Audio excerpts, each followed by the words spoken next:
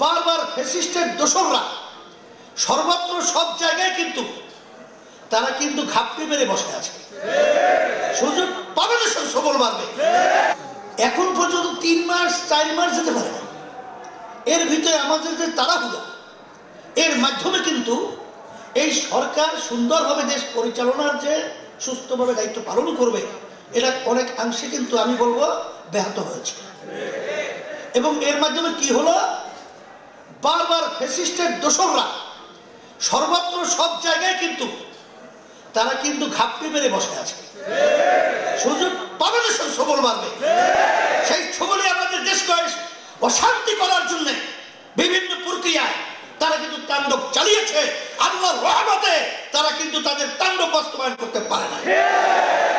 এই জন্য আমি বলবো, যারা দেশপ্রেমিক রয়েছেন, সাংবাদিক হোক, প্রশাসনের হোক, রাজনৈতিক হোক, বাংলাদেশের ছাত্র জনগণ হোক, সকলকে আমি উদাত্ত আহ্বান জানাবো।